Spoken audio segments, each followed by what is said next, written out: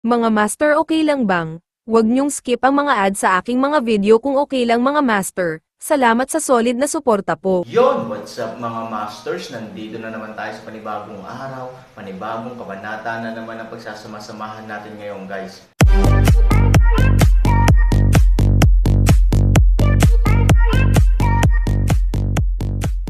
Bali mga masters, kung bago ka pa lang po sa aking YouTube channel, please click the subscribe button, lalong-lalo na po yung notification bell guys, para maging connected pa rin tayo sa isa't isa at maging updated kayo sa mga susunod ko pang video. Bali mga masters, bago natin umpisahan ng kwento ay mag-shoutout po muna tayo para sa mga solid nating tagapakinig. Shoutout kay Montano Paglala at shoutout kay Maria Victoria Acap. Yun na nga mga masters, no? Bali hindi na ito patagalin. In 3, 2, 1, let's go! Shit, sino? Si Aaron ay nagbigay ng isang malakas na sigaw at tumingin sa paligid ng hindi malay. Ngunit sa kasamaang palad, walang tunog sa paligid. Tanging ang mga madilim na bahay lamang ang sumasagot sa mga tanong ni Aaron sa oras na ito. Bagamat hindi nagsasalita si Ivory, nanlilisik ang kanyang mga mata sa paligid, at halatang nagulat siya sa tunog. Walang tao, ngunit malinaw na narinig ang tunog. Upang gawing mahiwaga ang ilang tao, ipinakalat lamang ni Han ang kanyang banal na kaalaman at naghanap sa paligid. Ngunit ang resulta ay nagpagulat sa Aaron. Ang pagkuha sa bahay ng kawayan bilang sentro, pabayaan ang mga nabubuhay na tao sa loob ng hanay na higit sa 10 metro, kahit na ang isang tiyak na insekto ay nasa ilalim ng kanyang pagtuklas. Pero wala pa rin tao. Tila naintindihan din niya ang kahulugan ni Han Sanchen mula sa mga mata ni Han Sanchen. Tahimik na nagtanong si Ivory, walang nahanap. Umiling si Hansan. Ito ay totoo. Shit, anong hinahanap mo dyan? Wala ako sa tabi mo. Aba, ilang araw na lang. Nakalimutan ko na lahat ng tungkol sa akin. I think you two are too fucking ungrateful. Hindi nasisiyahang mamulong ang boses. Tumingin sa akin ang mag-asawa at tumingin ako sa iyo. Medyo tulala ako saglit. Saan siya nagsasalita? Mukhang kilala na naman niya si Han 3000 at ang asawa niya. Pero sa boses ng lalaking ito, parang kakaiba ang pakiramdam nila. Ito, bigla, itinoon ni Han Sanchen ang kanyang mga mata sa tiyan ni Ivory. Kahit na ang tunog ay tila nagmumula sa paligid, tila ito ay nagmumula sa tiyan ni Ivory kung maingat mong makikilala ito. Nang makipag-ugnayan ako kay Ivory, sinabi niya na hindi komportable ang kanyang tiyan. Hindi kaya si Nima, refined pill ba ito? Shit, ikaw ang elixir. Buong pamilya mo ay elixir.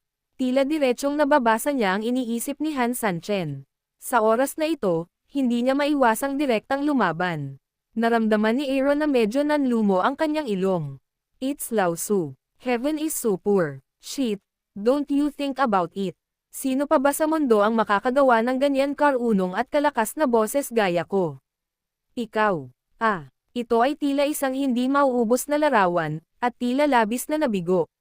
Ang kahirapan ng langit, halos magkasabay na bulalas ng mag-asawa. Pero halatang hindi ganito ang boses ni Tianji Kyongki.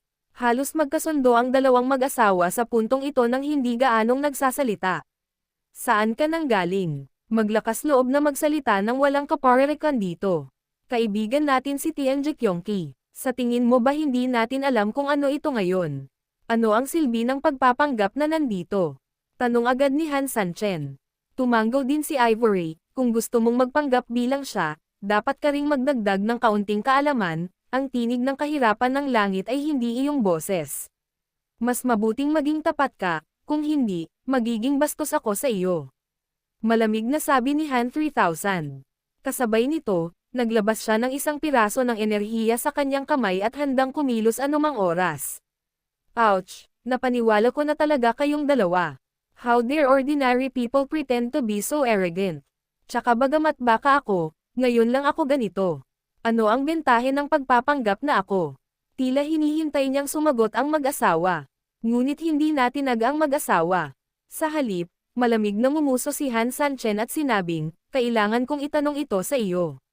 Ay, halatang galit siya. Pagkatapos mag-isip ng ilang sandali, sinabi niya, nako, ako ay talagang mahirap at kakaiba. Ako ay lasing. Mayroon pa bang iba maliban sa akin sa mga meridian ni Ivory? Nagkatinginan ang mag-asawa na totoo rin. Pero hindi boses mo, at depende sa bibig ko ang magsalita. Ikaw, elder sister, tama ka. Noon, hindi ko kayang suportahan ang sarili ko para sa independence dahil hindi masyadong malakas ang internal energy ko, ngunit iyon ay sa nakaraan at least ako ay isang mabangis na hayop noong unang panahon, umiyak ito ng inosente. Anong ibig mong sabihin? Kumunat ang noo ni Aaron, parang may alam siya, ibig sabihin ay lumaki na ako ngayon, at mayroon akong bagong paraan para umiral sa mundong ito, kakaibang sabi ni Tianji. Hindi ko alam kung sinong bastard ang naghagis ng kakaibang tableta, akala ko tableta. Pero, storytelling channel sa YouTube. Si Lao Tzu, na naging pinakawalang laman na sandali, ay isang gutom na tigre, tama. Sa sobrang kahirapan, kasama ang katangian nito, nagawa nito ang ganoong bagay. Sa katunayan, hindi ito lumagpas sa inaasahan ni Han Sanchen. Gayunpaman, malinaw na mas nababahala sina Han Sanchen at Ivory sa susunod na nangyari sa mga paninda. Bakit ganito? Shit, kakaiba talaga ang bagay na yan. Parang tableta, pero sa totoo lang nasa bahay ni Lola. Ang ubod ng bagay na yon ay kakaibang gold core. Bagamat naglalaman ito ng maraming chi, hindi ito matutunaw ni Lola kapag nakapasok sa katawan. Shit, alam mo ba ang nararamdaman mo kapag kumakain ka ng malaking bakal? Ang feeling, kahit papaano, parehong parang matatawa sina Han Sansan at Ivory kapag narinig nila ito. Bagamat alam nilang hindi nararapat tumawa sa mga ganoong pagkakataon, minsan hindi mo matiis ang nakakatawang usapan ng lalaki. At least sa ngayon. At saka, sige, pwede ka bang maging mas propesyonal? Hinimok ni Aaron. Natahimik siya saglit, saka nagpatuloy sa pagsasalita, at sinabing, okay lang kung hindi digest yung bagay na yon. Anyway, as I was that time, I was so weak that I can't move. It's a big deal. Ang dahan-daang lutuin nito ang isang kapirasong bakal, kahit isang bukol ng ginto, unti-unti kong nauubos ang kanyang anak na babae. Pero andito ang problema, wala itong magawa. Anong sabi mo? Kalsada ng Han Sangki. Ang bagay na ito ay hindi lamang hindi natutunaw, kundi nilalamon din ako. Paano ko maipapangako ang nima na ito? Nanlumo ito at sinabing, at least si Lao Tzu ay mahirap din at kakaiba. Paano ba siya masusungitan? So, Han 3,000 daw. Kaya inawi ko siya. As a result, hindi niya natuloy. Malinaw, ang mga paninda ay dapat na kumain ng mga pagong. Tila alam ni na Han Sanchen at Ivory ang resulta, kaya mali ang sinabi nila, hindi lang ako nanalo. Huwag mo akong tignan na parang talo. Lao Tzu. Lao Tzu just coexisted with it. Ngayon, may kaunting pangunawa si Aaron. Tila ang pananakit ng tiyan ni Ivory ngayon ay maaaring sanhi ng kanyang pakikipaglaban sa Gold Core. Dahil hindi ito patolohiya, walang mahanap si Hansan. Gayunpaman, ang sariling pagtatago ni Tianji Kyongki ay napakalakas. Natagpuan ito ni Han Sanchen sa katawan ni Ziking sa simula, ngunit natagpuan din niya ito sa pamamagitan ng maingat na inspeksyon ng kapangyarihan ng kaguluhan. Ngunit ano ang ibig sabihin ng magkakasamang buhay na ito? Hindi maintindihan ni Han Sanchen. Walang entity ang Lao Tzu, at ang bagay na ito ay may sariling lakas, kaya kinuha nito ang pagkakataon na sakupin ang dantian ni Lao Tzu at bumuo ng maliit na core ng dantian. Nakita ng ibang kamalayan ni Lao Tzu ang hitsura ng mga praktikal na bagay, at nagsimulang ay lakip ang sarili dito, kaya Lao Tzu dahan-dahan at ganap na isinama dito. Kung gagamitin mo ang kapangyarihan ng kaguluhan upang suriin itong mabuti, malalaman mo. Nga pala, hindi mo na kailangang suriing mabuti. Makikita mo ito sa pamamagitan ng paglabas ng kaunti. Noong tiningnan mo si Ivory ngayon, hindi mo ako mahanap dahil inaaway ko siya noong mga oras na iyon. Para iwasan mong mapahiya kapag nakita mo ako, sinadya kitang iwasan. Walang pagpipilian si Han Sanchen kundi ngumiti ng mapait. Hindi ito pathological. Sinadya niyang itago ang sarili. Hindi niya akalain na siya iyon. Sa makatuwid, ang bagay na ito ay nilaktawan mula simula hanggang wakas. Pagtango-tango, nagsimulang gamitin muli ni Han ang kanyang enerhiya. Sa isang iglap, marahan niyang pinasok ang tiyan ni Ivory, at ang enerhiya ay agad ding nagsimula ng reconnaissance. Oo naman, pagkatapos suriin ang enerhiya, halatang nakakita si Han San ng maliit na puting spot sa gitna ng dantian ni Ivory.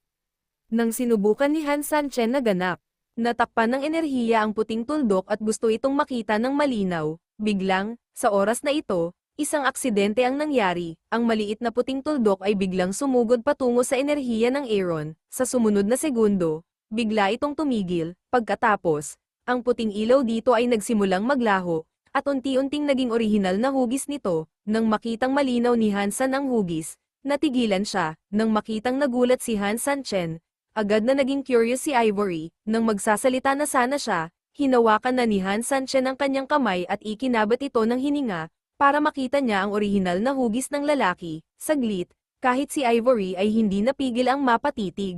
Ano ito? Sa mahabang panahon, sa wakas ay bamulong si Ivory. Sa oras na ito, sa kanyang mga mata, isang puting itlog na may mahinang liwanag ang umuusbong. Tulala rin si Han Sanchen.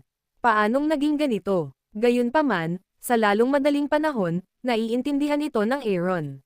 Malinaw na ang katawan ng kamalayan ng kahirapan ng langit ay nahahalo sa dalawang direksyon kapag nakatagpo ito ng isang makapangyarihang nilalang na may enerhiya. Sa madaling salita, nagsimula silang magkasabay, at sa gayon ay nabuo ang isang bagong individual. Pero halatang pills lang ang iniinom ko. Bakit? Bakit ganito? Hindi maintindihan ni Ivory si Han Sanchen. Ang gamot ni Dan ay nakakapagpagaling ng mga sakit at nakakataas ng chi, ngunit hindi ko pa nabalitaan na maaari rin itong magparami ng buhay. Marahan na ngumiti si Aaron, napakasimple nito. Ang lahat ng mga tabletang ginamit sa alchemy ay gawa sa mga likas na materyales at mga kayamanan sa lupa. Puno sila ng aura. Bilang karagdagan, sa pagkakataong ito ay napabayan ko ang pamamahala, kaya siguro ang alchemy ay hindi kumpleto. Ang ilang mga natural at lokal na kayamanan ay nakasalalay sa kanilang aura. Sa wakas ay nakatago sila sa gitna at hindi ganap na pino. Pagkatapos mong kainin ang mga ito, marami pa rin sa kanila ang nananatili sa kanilang orihinal na espiritu at hitsura.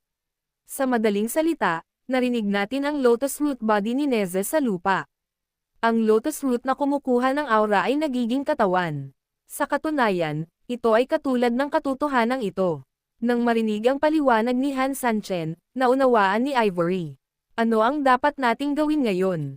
Tanong ni Ivory. Kung ito ay isang nakakamalay na katawan sa nakaraan, ang enerhiya na hinihigop mo ay maaaring maging parasitiko sa iyong katawan, ngunit ngayon ay may isang nilalang, hindi ito maaaring maging gayon. Dahil ito ay lalago at lalago, na magiging mapanganib sa iyo sa hinaharap.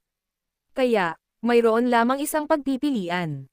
Ano? Mapait na ngumiti si Aaron, natatakot akong magkaanak ka. Hindi, magkakaroon ka ng itlog. Si Ivory ay agad na nagtaka, walang magawang ngumiti si Aaron, halos kapareho ito ng katakawan ng kasamaan. Gusto mo bang maghintay hanggang sa lumaki ito ng napakalaki sa hinaharap? Pero hindi ba nakakahiya? Sinabi ni Ivory, kakaiba ang magkaroon ng isang sanggol. Kailangan mong magkaroon ng isang itlog. Hindi ito nakakatawa. Aaron laughed, well, hindi naman talaga gusto mong mamuhay ng ganyan. Kasing laki lang ito ng itlog ng kalapati. Mapipilitin ko siyang palabasin kung basta-basta lang akong gagamitin. Pagkatapos nito, tumingin si Han Sanchen kay Tianji Chongqi, kamusta ka? Handa ka na ba? Isang sinaunang karangalan na isipin na si Lao Tzu ay lubhang mahirap. Pabayaan na ang kanyang paglilinang ay laban sa langit. Ang katawan ni Lao Tzu lamang ay sapat na malakas. Fuck! Ngunit hindi ko akalain na ang Lao Tzu ay isasama ng ubod ng isang tableta. I'm very dissatisfied. Gayunpaman, naging lugaw na ang kanin, at parang wala na akong choice. Binigyan ito ni Aaron ng walang imak na tingin, pwede bang itigil mo na ang pagpapanggap na puwersa dito? Sa iyong kasalukuyang katawan ng kamalayan, dapat mong malaman kung gaano karaming mga pagkakataon at pagkakataon ang kinakailangan upang magsama-sama. Anong ayaw mo pa dito? Hindi nagsalita si Tianji Chongqi, dahil halatang wala itong dapat pagtalunan. Sabi nga sa kasabihan, mas mabuting mabuhay kaysa mamatay. Ang kasalukuyang sitwasyon nito, sa anumang kaso, ay isang magandang bagay. Hindi ko masabi. Bamulong si Tianji Chongqi, gayunpaman, okay lang na lumabas ako. Kailangan kong makipag-usap sa iyo. Kung hindi, Han Sanchen, huwag mo akong sisihin sa pakikipaglaro sa iyo nihin. Kung hindi ka nangako sa akin. Hindi ako lalabas, ang big deal ay isang araw paglaki ko. Mamamatay ako, Ivory. Hindi ko naman asawa. Nang marinig ito, sumimangot si Aaron. You mean to threaten me? Alam mo ba kung ano ang nangyayari sa mga nananakot sa akin? Hoy, pinagbabantaan kita. Pero huwag mong sabihing walang kwenta to, dahil hindi ako tao. Haha, ikaw, sabi ni Han Sanchen sa katahimikan. Anong klaseng kalokohan ang gusto mong ilagay? Ilagay mo na dali. Yun na nga mga masters, no? Bali panibagong kabanata na naman yung natapos natin ngayong gabi. Muli, maraming salamat po talaga sa walang sawang suporta po sa aking YouTube channel na talagang inaabangan nyo po ang bawat upload ko po. Bali mga masters, magkita-kita ulit po tayo bukas ng gabi at ngayon po ay magpapaalam po muna tayo. Bali mga masters, bye-bye!